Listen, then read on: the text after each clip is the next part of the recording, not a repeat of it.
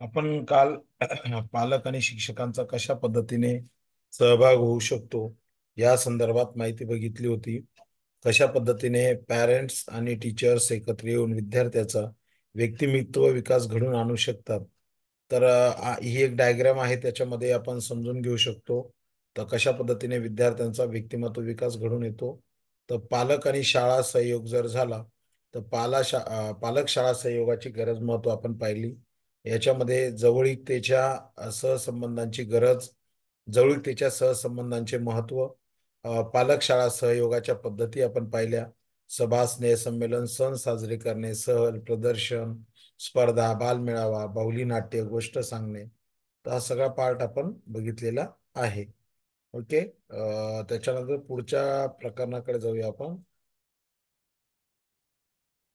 आता विशेष गरजा असणारी बालकं हा एक महत्वाचा टॉपिक आहे. याच्यामध्ये सगळ्यात महत्वाचं आहे की विशेष गरजा असणारी बालक कोणकोणती असतात, तर ती सुद्धा समजून घेणं गरजेचं आहे. आपल्याला माहिती आहे की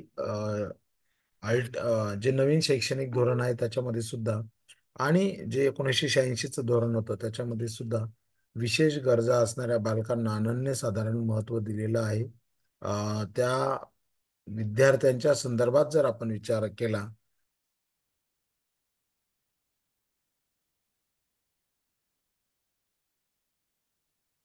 तर विद्यार्थ्यांचा जर विचार केला तर अशी बालके म्हणजे सक्षम बालक आणि अक्षम बालक असं जरी आपण म्हटलं, तर सक्षम बालकांपेक्षा जी बालके शारीरिकदृष्ट्या, मानसिकदृष्ट्या, बौद्धिकदृष्ट्या, भावनिकदृष्ट्या आणि सामाजिकदृष्ट्या वेगळी असतात, तर त्यांना विशिष्ट सेवांची गरज असते. म्हणजे आपल्याला त्यांना वेगळं नाही करायचंय, परंतु त्यांना जे काही द्यायचं आहे तर ते वेगळ्या पद्धतीने आपल्याला द्यावं लागतंय.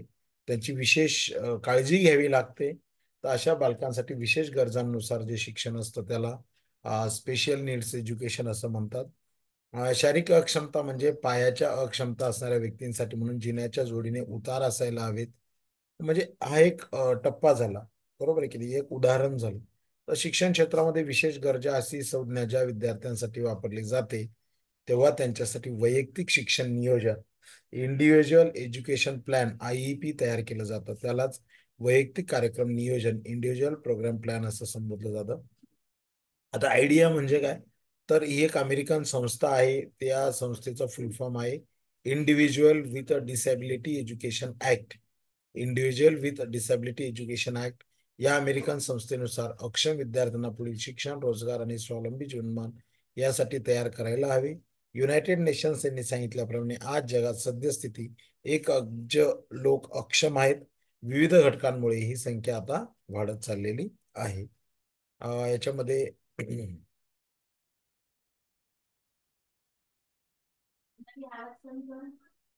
आता जागतिक आरोग्य संस्थेने म्हणजे WHO ने काही संज्ञांचे वर्णन व अर्थ दिलेला आहे, तो समजून घेऊ. दोष स्थिती म्हणजे काय, इम्पेअरमेंट म्हणजे काय. It is defined as any loss or abnormality of psychological, physiological, anatomical structure or function. It is defined as any loss of abnormality म्हणजे ज्याच्यामध्ये हे टप्पे घडून येतील की सायकोलॉजिकल, फिजिओलॉजिकल आणि अनाटॉमिकल स्ट्रक्चरमध्ये काहीतरी ॲबनॉर्मॅलिटी दिसून येईल, त्याला आपण दोष स्थिती असं म्हणतो. दोष स्थिती म्हणजेच मानसिक, शारीरिक आणि शरीर कार्य करण्यासाठी लागणाऱ्या रचनेमध्ये दोष निर्माण होणे किंवा तो भाग अनुपस्थित असणे.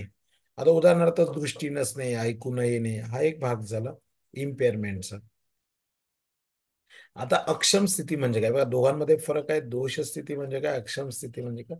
डिसॅबिलिटी म्हणजे काय, तर disability develops as a consequence of impairment. It is also the inability to carry out certain activities which are considered as a normal or particular age or sex. अक्षम स्थिती हा दोष स्थितीचा पुढचा परिणाम असतो. अक्षमता म्हणजे काय, तर काही कारणांमुळे ठराविक कृती कार्य करताना असमर्थता दर्शवणे. उदाहरणार्थ एक दिव्यांग विद्यार्थी आहे, मग त्याला जिना चढताना होणारी त्याची दमछाक, बरोबर आहे की नाही, मग तो असमर्थता दर्शवतो की नाही, मी हे करू शकत नाहीये कारण माझ्यामध्ये ही असमर्थता आहे. तर हे जे आहे याच्यामध्ये हे जे आहे तर याच्यामध्ये आपल्याला असं लक्षात येईल की या दोष स्थितीमध्ये कोणत्याही वयाला आणि कोणत्याही स्त्री पुरुषाला होऊ शकते. तर ही ती दोष स्थिती आहे जी आपल्याला इथे बघायला मिळते. आता पाय नसल्यामुळे किंवा पायातील दोषामुळे एखादी व्यक्ती चालण्यास असमर्थ ठरवू शकते. आता एक माहिती केंद्र आहे. 1992 मध्ये युनायटेड नेशनच्या सर्वसाधारण सभेत 3 डिसेंबर हा दिवस आंतरराष्ट्रीय अक्षम व्यक्ती दिन म्हणून साजरा केला जातो. Day of person with disability लक्षात ठेवायचं आहे. 1992 मध्ये युनायटेड नेशनच्या सर्वसाधारण सभेत, 1992 मध्ये एक युनायटेड नेशनची एक आमसभा किंवा सर्वसाधारण सभा झाली होती. तर त्यांनी 3 डिसेंबर हा दिवस आंतरराष्ट्रीय अक्षम व्यक्ती दिन म्हणून जाहीर केला. विशेष गरजा असणाऱ्या व्यक्तींबद्दल जनजागृती करणे, त्यांना समजून घेणे, त्यांना स्वीकारणे या मागचा खऱ्या अर्थाने प्रमुख हेतू होता. अक्षम व्यक्ती दिन जाहीर झाल्यामुळे विशेष गरजा असणाऱ्या व्यक्तींना त्यांची मते व्यक्त करण्यास प्रोत्साहन देणे, त्यांच्या भोवतालच्या परिस्थितीत सुधारणा घडवण्यास चालना मिळणे हा देखील त्याच्या मागे एक महत्वाचा हेतू आपल्याला दिसून येतो. ओके. तर एक लक्षात ठेवायचं, 1992 3 डिसेंबर, 3 डिसेंबर ही तारीख आपल्याला सगळ्यांना लक्षात ठेवायची आहे. देन पुढे जाऊया आपण. सगळ्यात महत्वाचा मुद्दा,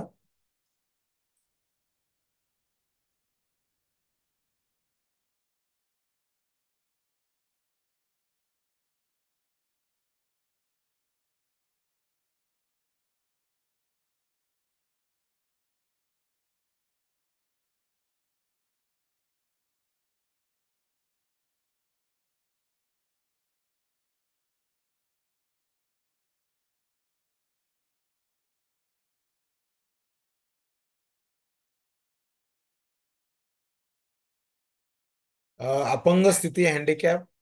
It develop as a consequence of the disability. It is defined as a disadvantage for a given individual resulting from an impairment or disability that limits and prevents the fulfillment of a role which is a normal for that individual depending on age, sex and social culture factors. अपंग स्थिती ही अक्षम स्थितीचाच पुढचा परिणाम आहे.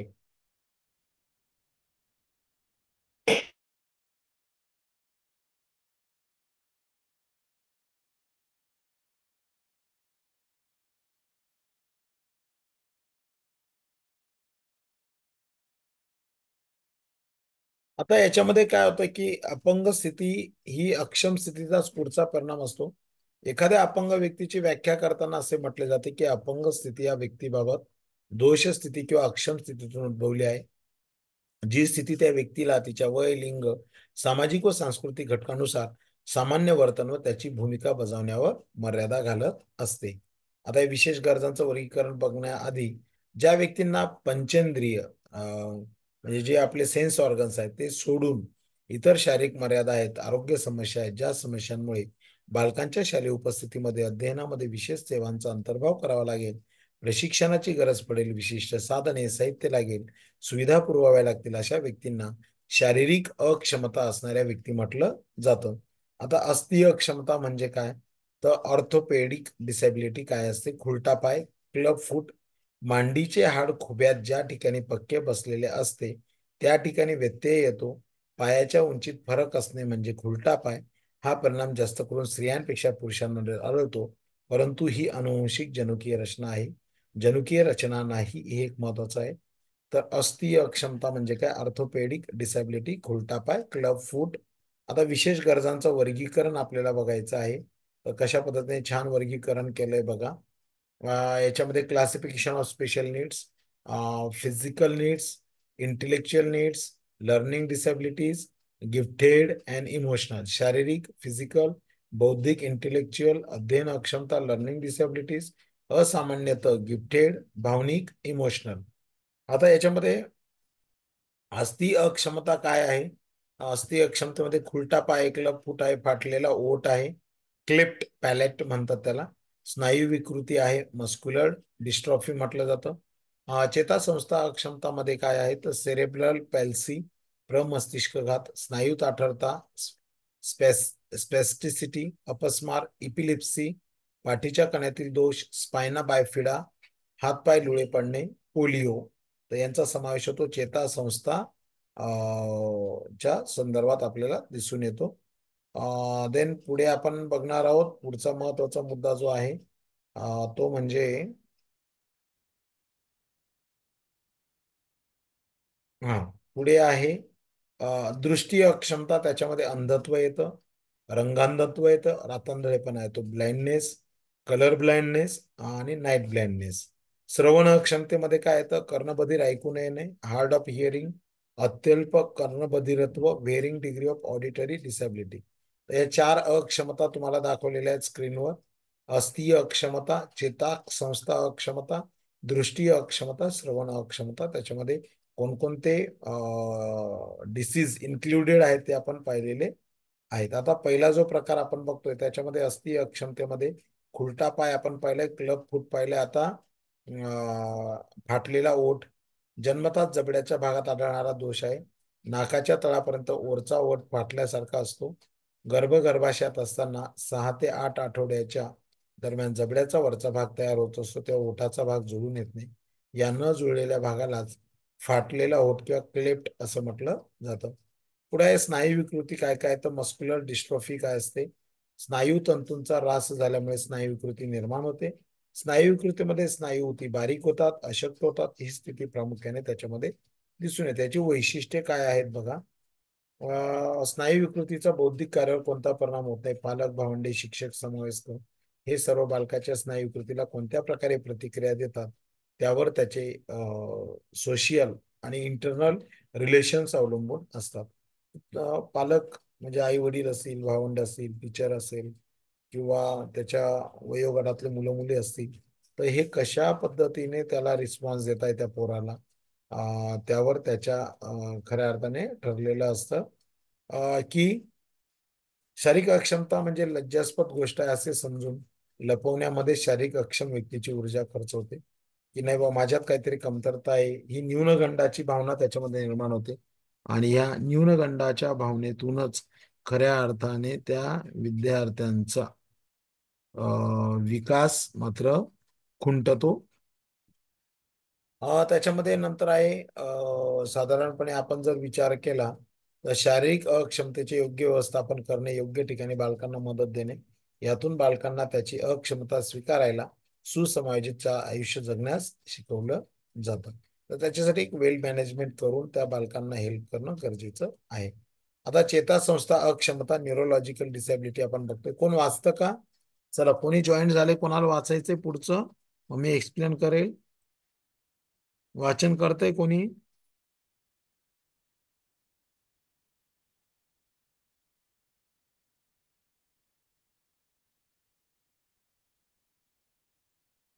कोणी वाचन करतंय? आहे शक्य कोणाला वाचणं?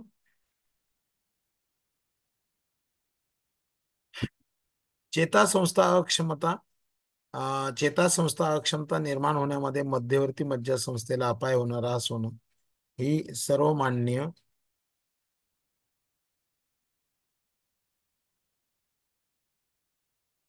कारणे असतात. साधारणपणे जी सेंट्रल नर्वस सिस्टीम आहे आपली, मध्यवर्ती चेतासंस्था जी आहे, मध्यवर्ती मज्जासंस्थेमध्ये मेंदू व कणा हे दोन अवयव समाविष्ट असतात. अपाय होणे म्हणजे बालकाच्या संवेदना नाहीशा होतात, हालचालींवर नियंत्रण ठेवण्याची क्षमता नाहीशी होते आणि एखाद्या अवयवाची हालचाल किंवा जाणीव होणे याबाबत अक्षमता दिसून येते. आता प्रमस्तिष्क घात म्हणजे काय? सेरेब्रल पेल्सी म्हणजे काय असतं? तर ते सुद्धा समजून घेणं गरजेचं आहे. आता याच्यामध्ये साधारणपणे आपण जर विचार केला तर मेंदूला अपाय झाल्या कारणाने व्यक्तीच्या कारक क्रियांमध्ये अडथळा निर्माण होतो. कार्यात बिघाड होणे म्हणजे प्रमस्तिष्क घात होय. प्रमस्तिष्क घात हा जन्मताच असणारा किंवा वाढत जाणारा असा कोणताही रोग नाही. उलट अयोग्य उपचारांमुळे या स्थितीमधील गुंतागुंत वाढत जाऊ शकते. आता दृष्टिकोन काय आहे? तर बंधने कमी असणाऱ्या वर्गांमध्ये प्रमस्तिष्क घात असणाऱ्या बालकांना फायदा होतो. प्रमस्तिष्क घात असणाऱ्या बालकांसाठी त्यांचे समावेशन होऊ शकेल अशी रचना वर्गात असावी. विशेष शिक्षण तज्ज्ञ, व्यावसायिक प्रशिक्षित व्यक्ती, उपचार तज्ज्ञ, समुपदेशक यांचा गट शाळेमध्ये यासाठी उपस्थित असणं आवश्यक आहे. पुढे आहे स्पेस्टिसिटी. स्नायू ताठरता काय आहे ते समजून घेणं गरजेचं आहे. स्नायू ताठरता या स्थितीमध्ये सातत्याने स्नायू आखडतात. स्नायू आखडले गेल्यामुळे स्नायूंना कडकपणा, घट्टपणा येतो. नेहमीच्या हालचालींमध्ये अडथळा निर्माण होतो. बोलण्यावर परिणाम होतो. चालण्याची धाप बदलते. तर याला स्नायू ताठरता म्हटलं जातं. स्पॅसिसिटी म्हणजे काय? स्पॅस्टिसिटी तर स्नायू ताठरता आपल्याला मुलांमध्ये दिसून येते.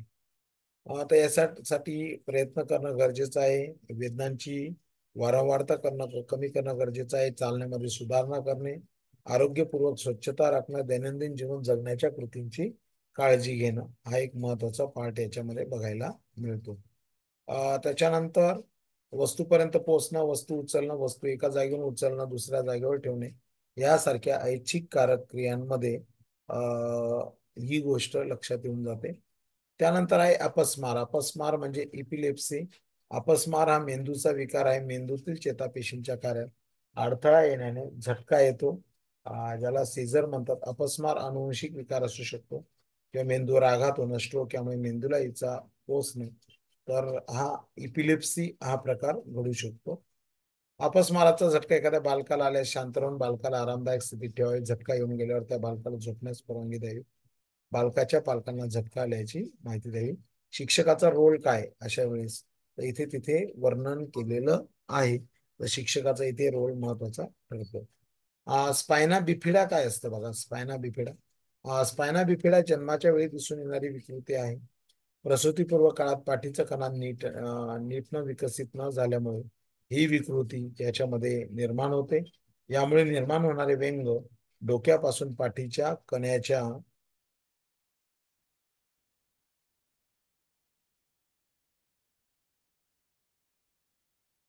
शेवटच्या टोकापर्यंत कोठे असू शकते. मूत्राशयावर नियंत्रण ठेवणाऱ्या कण्यातील शिरा नीट विकसित न झाल्याने बालकांना मूत्राशयात मूत्र धरून साठवून ठेवणे व नंतर उत्सर्जन प्रक्रियेने रिकामे करणे यामध्ये अडथळा निर्माण होतो. तर या डिसीजला काय म्हटलं जातं बघा. तर हा डिसीज जो आहे त्याचं नाव आता आपण पाहिलं स्पायना बिफिडा म्हणतात त्याला. स्पायना बिफिडा का होतो, त्याची लक्षणं काय ती आपण पाहिलेली आहेत. त्याच्यानंतर हातपाय लुळे होणे, याला पोलिओ आपण म्हणत असतो. याला मराठीमध्ये हातपाय लुळे होणे हा प्रकार म्हणतात. आता याच्यामध्ये होतं काय बघा. हातपाय लुळे होण्यामध्ये 5 वर्षाच्या आतील बालकांच्या शरीरावर परिणाम करणारा विषाणूजन्य रोग आहे. पोलिओचा विषाणू पाठीचा कणा मेंदू येथील चेता ऊतींवर परिणाम करतो. बऱ्याच जणांना वाटतं की पोलिओ झाला म्हणजे पायांवर परिणाम होतो. नाही, तर डायरेक्टली इम्पॅक्ट हा सीएनएस वर होतो. सीएनएस म्हणजे सेंट्रल नर्वस सिस्टीम. एक पीएनएस असतं, एक सीएनएस असतं आणि एक एएनएस असतं. एक ॲटोनॉमस नर्वस सिस्टीम असते, एक पेरिफेरल नर्वस सिस्टीम असते आणि एक सीएनएस म्हणजे सेंट्रल नर्वस सिस्टीम असते. तर या सेंट्रल नर्वस सिस्टीमच्या चेताऊतींवर डायरेक्ट परिणाम या विषाणूजन्य आजारामुळे येतो. त्यामुळे क्रिपलिंग येतो, पांगळेपणा येतो. हा विषाणू जास्त करून दूषित पाण्यातून पसरतो. पोलिओ बरा करण्यासाठी उपचार किंवा औषधे नाहीत, परंतु होऊ नये यासाठी बचावात्मक उपाय आहे. त्याचे डोस लसीकरण वेळापत्रकाप्रमाणे द्यायचं असतं. 2014 साली भारत सरकारने आपण पोलिओ मुक्त झाल्याची घोषणा 2014 साली भारत पोलिओ मुक्त आहे अशी घोषणा जी आहे ती WHO ने केलेली, वर्ल्ड हेल्थ ऑर्गनायझेशनने केलेली आहे, जागतिक आरोग्य संघटनेने केलेली आहे. आणि दृष्टिकोन काय याच्या बाबतीत जर काय आहे, तर लवकरात लवकर निदान करणं, निदान झालं पाहिजे.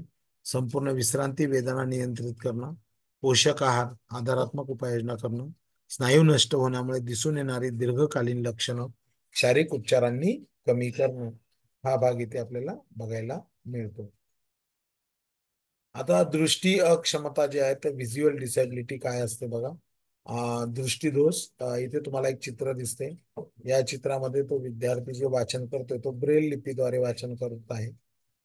नंतर पुढे आहे अंधत्व, संपूर्ण दृष्टी जाणं, कमी दृष्टी असणं. तर याच्यामध्ये बालकांना अभ्यासात आपल्याला मदत करावी लागते. आंतरवैयक्तिक आंतरक्रिया करण्यासाठी समावेशन करणं गरजेचं आहे. नियमित त्यांचं काउन्सिलिंग झालं पाहिजे. ब्रेल लिपी वाचनाचे प्रशिक्षण देणे, टेप्स रेकॉर्डिंग ऐकून शिकवणं. नंतर आहे कलर ब्लाइंडनेस, रंगांधत्व. अनुवंशिकतेने प्राप्त होणारी स्थिती आहे. काही ठराविक रंगांमध्ये फरक करता न येणं, ती क्षमता कमी असणं अशी स्थिती रंगांधत्वामध्ये असते. रंगांधत्वालाच दुसरे नाव रंगदृष्टी अभाव किंवा कलर व्हिजन डिफिशियन्सी म्हणतात. स्त्रियांपेक्षा पुरुषांमध्ये रंगांधत्व जास्त प्रमाणात दिसून येतं. पुढे आहे रातांधळेपणा.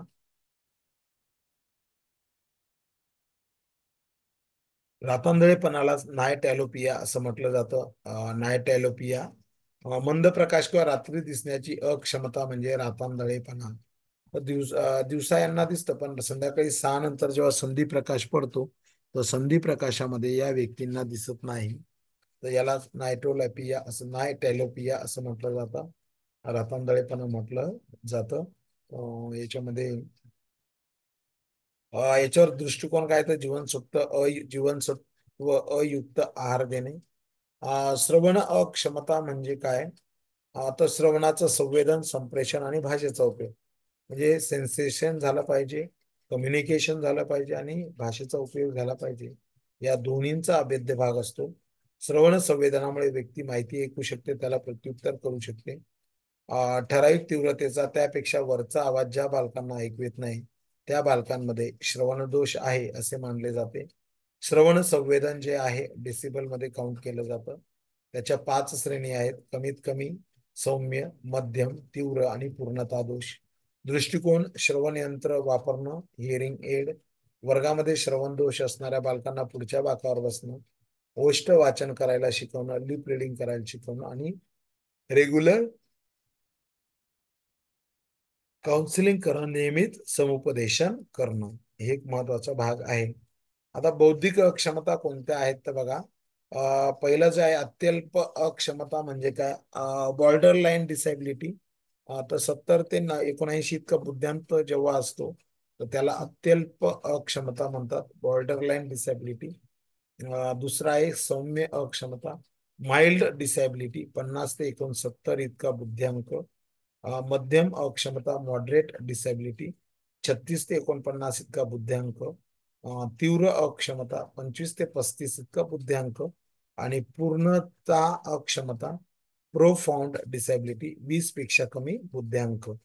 तर हे 5 बुद्ध्यांक लक्षात ठेवायचे आहेत तुम्हाला, जे महत्वाचे बुद्ध्यांक आहेत.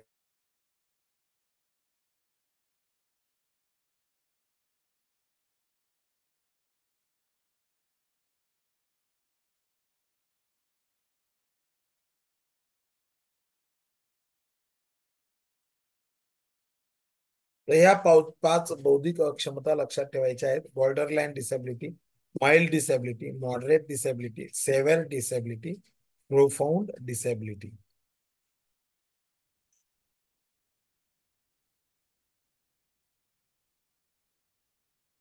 जन्माच्या वेळी किंवा अर्भका अवस्थेमध्ये लक्षणरित्या बौद्धिक कार्यात सरासरीपेक्षा कमी पातळी आढळते तेव्हा त्याला बौद्धिक अक्षमता असं संबोधलं जातं. बौद्धिक अक्षमतेमुळे नेहमीच्या क्रिया, कृती किंवा दैनंदिन जीवनातील क्रियाकृती करण्यामध्ये यामध्ये मर्यादा दिसून येतात. वेस्लर जो होता 1958, याच्यामध्ये बुद्धिमत्ता ही व्यक्तीची सर्वसामान्य आणि जागतिक पातळीवरची क्षमता आहे. या क्षमतेच्या आधारे व्यक्ती सहेतुक कृती क्रिया करते, तर्कसंगत विचार करते, वातावरणाबरोबर परिणामकारकपणे समायोजित होते, आंतरक्रिया करते. वेस्टलर 1958 याने एक फॉर्म्युला मांडलाय, IQ intelligent question, mental age upon physical age. बरोबर आहे की नाही? तर याच्यामध्ये एम म्हणजे मेंटल एज आणि क्रोनॉलॉजिकल एज म्हणजे शारीरिक वय. Mental age, chronological age. तर 1958 मध्ये वेस्टलरने हा एक फॉर्म्युला सांगितला, IQ is equal to MA/CA multiply by 100. बुद्ध्यांक बरोबर मानसिक वय भागिले शारीरिक वय गुणिले 100. IQ इंटेलिजंट क्वेश्चन, बुद्ध्यांक, MA म्हणजे मेंटल एज, CA म्हणजे क्रोनॉलॉजिकल एज, यामध्ये शारीरिक वय. आता अध्ययन क्षमता कोणामध्ये असते? लर्निंग डिसॅबिलिटी हा महत्वाचा टॉपिक आहे, जो परीक्षेमध्ये टीईटीच्या परीक्षेमध्ये विचारला जाऊ शकतो. आयडिया 1990 नुसार, आता आयडिया म्हणजे काय तर सांगितले तुम्हाला, individual with disabilities education act. 1990 नुसार अध्ययन अक्षमता ही अशी मानसिक विकृती आहे ज्यामध्ये एक किंवा त्यापेक्षा जास्त मानसिक क्रिया समाविष्ट आहेत. या मानसिक प्रक्रिया म्हणजेच मौखिक किंवा लेखिक भाषा वापर किंवा त्यांचे आकलन कमी पडते, त्यामुळे श्रवण, विचार, बोलणे, वाचणे, लिहिणे, स्पेलिंग करणे, गणिती आकडेमोड करणे या क्षमताचा याच्यामध्ये समावेश होतो. एकूण 4 प्रकारच्या अध्ययन क्षमता आहेत. या परीक्षेच्या दृष्टीने अतिशय महत्वाच्या आहेत. तर याच्यामध्ये सगळ्यात महत्वाचं जे आहे ते मध्ये आहे वाचन अक्षमता. वाचन अक्षमतामध्ये डिस्लेक्सिया आहे. योग्य सूचना वाचन अक्षमता, योग्य सूचना मिळून पुरेशी बुद्धिमत्ता असूनही सामाजिक सांस्कृतिक संधी मिळवणे, वाचायला शिकण्यामध्ये अडथळे येतात.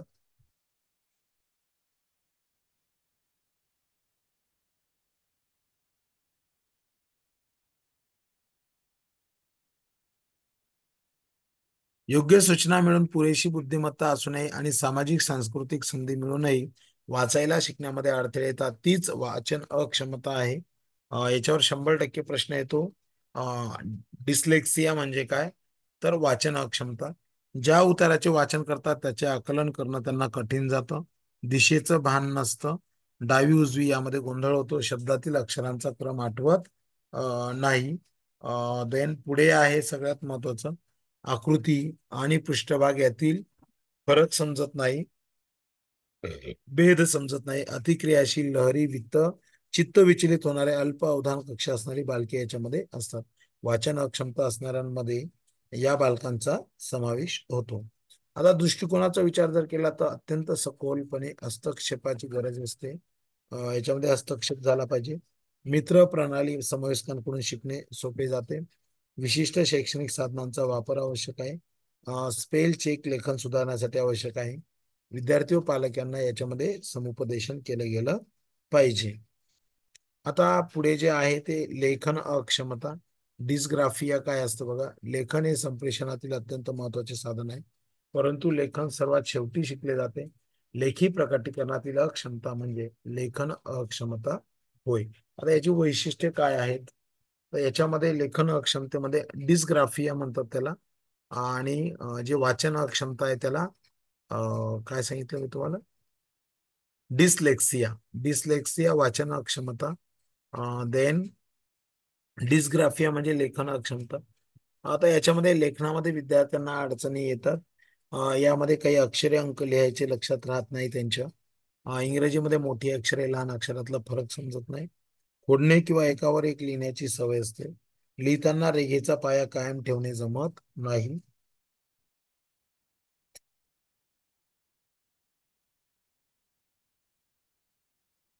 शब्द लिहिताना एकाच अक्षराची यामध्ये पुनरावृत्ती केली जाते. सखोल हस्तक्षेप आवश्यक आहे. बालकाचे मूल्यमापन तोंडी घ्यावे. पालक शिक्षक यांना समुपदेशन करावे. हा त्याच्या मागला महत्वाचा भाग आहे. जसं डिसलेक्सिया आहे, डिस्ग्राफिया आहे, तसा डिसकॅल्क्युलिया सुद्धा आहे. आता डिसकॅल्क्युलियामध्ये होतं काय, तर साधारणपणे आपण जर विचार केला तर या डिसकॅल्क्युलियामध्ये विद्यार्थ्यांच्या बाबतीत मेंदूच्या वेगवेगळ्या पेशींचा ऱ्हास झाल्याने प्रामुख्याने गणन अक्षमता दिसून येते. हा विकार रचनेतील आहे आणि अनुवंशिक सुद्धा आहे. याच्यामध्ये वैशिष्ट्य काय काय आहे, तर याच्यामध्ये सगळ्यात महत्वाचं आहे श्रवण क्षमतेचा अभाव होतो. योगीचा गणिती संकल्पनांचा अर्थ लावणं अवघड जातं. मन एकाग्र करणं अवघड जातं. एका जागी लक्ष केंद्रित करण्यामध्ये अडथळे असतात. संवेदनामध्ये चुका होतात. डावे उजवे यात गोंधळ होतो. उदाहरणार्थ 26 × 30 26 + 4 110 6 4 10. बरोबर काय चूक काय हे समजत नाही, तर गणितासाठी अधिक तयारी करून घ्यायला हवी. समोरासमोर एकट्या विद्यार्थ्यांबरोबर एक शिक्षक अक्षम विद्यार्थी असे अध्यापन हवे. याच्यामध्ये सगळ्यात महत्वाची गोष्ट जी आहे, विद्यार्थ्यांवरील ताण कमी करण्यासाठी विद्यार्थ्यांवरील ताण कमी करण्यासाठी बोर्ड पातळीवरील परीक्षेत गणित विषयात सूट मिळवणे. पालक, शिक्षक व विद्यार्थ्यांना यामध्ये समुपदेशन करणं गरजेचं आहे. आता कारक अक्षमता काय आहे, तर डिसप्रॅक्सिया.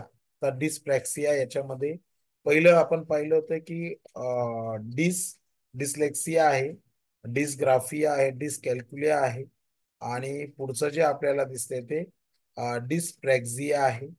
ज्या कारक कृती व हालचालींसाठी समन्वयाची आवश्यकता असते अशा हालचालींवर नियंत्रण ठेवणारा मेंदूतील भाग अविकसित राहणं, त्यामुळे हालचाली डौलदार नसणं, हे कारक अक्षमता या विकारामध्ये आपल्याला दिसून येतं.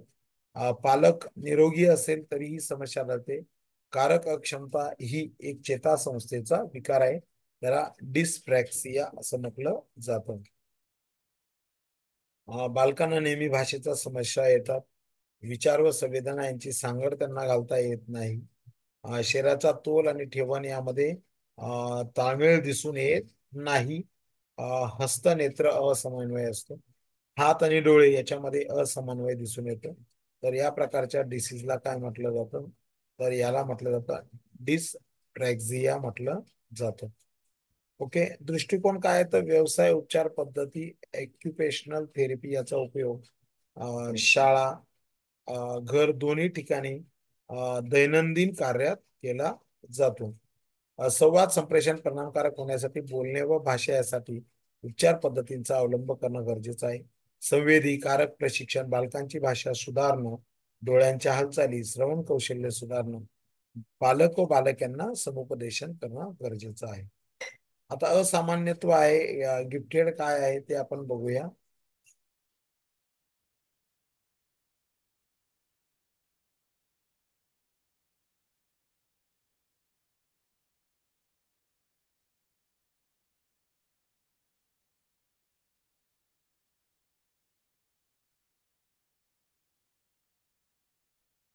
आता गिफ्टेड काय? बौद्धिक सर्जनशील काम, नेतृत्व गुण या कलांमध्ये पारंगत, विशिष्ट शिक्षण क्षेत्राची क्षमता असणे आणि शिक्षणातील नेहमीच्या सुविधांपेक्षा वेगळ्या सुविधांची गरज भासणे. म्हणजे आता असामान्यत्व काय? तर गिफ्टेड चाइल्ड आपण म्हणतो की ज्यांना देवाने एक्स्ट्रा काहीतरी दिलेलं असतं, म्हणजे त्यांचा बुद्ध्यांक हा प्रचंड असतो. या गिफ्टेड चाइल्ड मध्ये काय असतं? खूप वाचन करतात, झपाट्याने वाचतात, सखोल वाचतात, त्यांच्याकडे खूप शब्द संपत्ती असते. कमी वयामध्ये ते स्वतंत्रपणे काम करू शकतात, कामावर जास्त वेळ लक्ष केंद्रित करू शकतात, त्यांना गिफ्टेड चाइल्ड म्हटलं जातं. लक्षात ठेवा, गिफ्टेड चाइल्ड ही एक कन्सेप्ट, महत्वाची कन्सेप्ट आहे. त्याच्यामध्ये त्याचे निदान अतिक्रियाशील असे चुकीचे होऊ नये. ही बालके समवयस्क गटांपेक्षा त्यांच्यापेक्षाही मोठी बालके यांच्या सहवासाला प्राधान्य देतात. आता मुळात त्यांची हुशारी इतकी प्रचंड असते की त्यांना मोठा गट जास्त आवडतो. अध्ययनामध्ये खूप प्रेरणा असते गिफ्टेड चाइल्ड मध्ये. नवीन मार्ग शोधतात, वापरून बघतात, कोणतेही काम समस्या अतिशय सुसंघटित पद्धतीने, ध्येय प्रेरणेने, अत्यंत कार्यक्षमतेने पार पाडतात. बौद्धिक कामात त्यांचा कायम रस असतो. सहसंबंध लवकर लक्षात येतो. सौंदर्य व सुंदर कलाकृती याबाबत संवेदनशील असतात. लवचिक, ओघवते आणि स्वतःचे विचार मांडू शकणारे असतात गिफ्टेड चाइल्ड. नंतर पुढे आपण भावनिक विकार, इमोशनली डिस्टर्ब, यासाठी भावनिक दोषस्थिती हा शब्दही वापरतात. भावनिक विकार या संज्ञेमध्ये अनेक मानसिक भावनिक आरोग्य समस्या समाविष्ट होतात. चिंता विकार, खाण्याचे विकार हाही त्याचाच भाग आहे. वैशिष्ट्य काय? तर अस्वस्थ वाटणे, भीती वाटणे, चलबिचल होणे, श्वासाची गती जास्त असणे, झोपेच्या समस्या यांना असू शकतात. यामध्ये समुपदेशन केलं गेलं पाहिजे. सीबीटी गरजेची आहे. CBT therapy, cognitive behaviour therapy यांच्यासाठी फार महत्वाची ठरते. विकासावर व्यापक परिणाम करणारी विसंगती, याच्यामध्ये परव्हेसिव्ह डेव्हलपमेंट डिसऑर्डर, पीडीडी म्हटलं जातं. तर हा विसंगतीचा एक संच, गट आहे. या विसंगती बाल्यावस्थेमध्ये आढळतात. त्यामध्ये विविध क्षेत्रांचे गंभीर दोष आपल्याला दिसून येतात. आता या मुलांच्या बाबतीत स्वमग्नता हा एक महत्वाचा आजार आहे, ऑटिझम. आता स्वमग्न बालकांना संवाद साधणं जमत नाही, हाच त्यांचा फार मोठा दोष असतो. सामाजिक अंतरक्रियांमधील कौशल्य व देवाणघेवाण त्यांच्या बाबतीत अवघड असते. त्यांच्यामध्ये वर्तनाचा ठराविक साचेबंद नमुना दिसतो.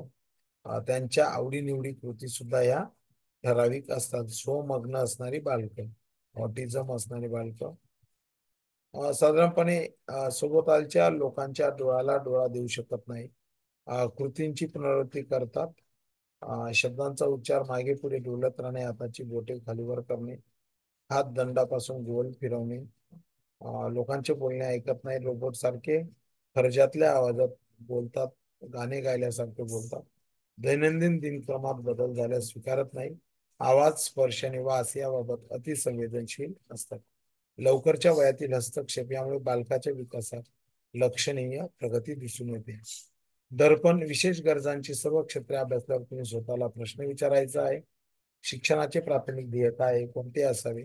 तुम्ही तुमचे मत लिहून ठेवा. प्रत्येक वेळी अभ्यासल्या प्रकरणाचे पुन्हा पुन्हा तुम्हाला वाचन करायचं आहे. हे आहे सर्वसमावेशन.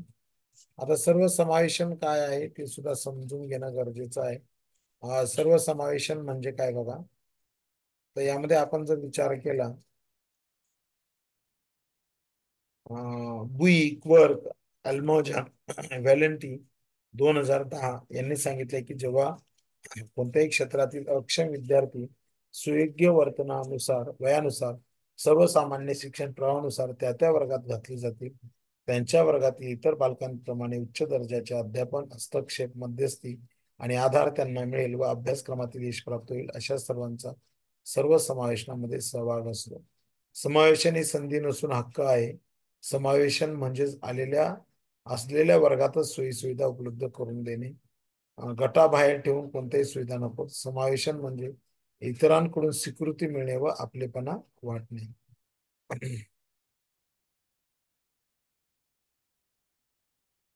सामाजिक गटाचा क्रियाशील सदस्य असण्याचा हक्क म्हणजे समावेशन होय. समावेशनामध्ये प्रत्येकाची व्यक्तिविशेषता लक्षात घेतली जाते. बालकांची सर्व दुर्बलता, बलस्थाने त्यांच्यासाठी सर्वंकष समावेशन नियोजन केले जाते. त्याचा उपयोग बालकांमध्ये वैयक्तिक बदलासाठी आणि सामाजिक वर्तन बदलासाठी होतो. जे 1986चा राष्ट्रीय शैक्षणिक धोरण होतं त्यामध्ये अक्षम बालकांचा शिक्षणात समावेश करण्याच्या मुद्द्यावर लक्ष केंद्रित केले. 1995 मध्ये सुधारित कलमानुसार प्रत्येक बालकाला 18 वर्ष मोफत शिक्षण व सुयोग्य वातावरणातील शिक्षण मिळावे यासाठी हे विधान लिहिलेलं आहे. 2016 मधील rights of persons with a disability bill याने 1995च्या कायद्यामध्ये पर्यायी जागा घेतली व बिलानुसार योग्य सरकार या गोष्टीला जबाबदार राहील. ते अक्षम व्यक्तींसाठी येणार योग्य त्या उपचारांना खात्री देईल. त्यामुळे अक्षम व्यक्ती सुद्धा इतरांबरोबर समानतेने त्यांच्या हक्काचा आनंद घेऊ शकतील. तर याच्यामध्ये या प्रकरणाची प्रश्न उत्तर दिलेले. बाकीचा भाग आपण नंतर पाहूया. गुड नाईट, शुभरात्री, थँक्यू.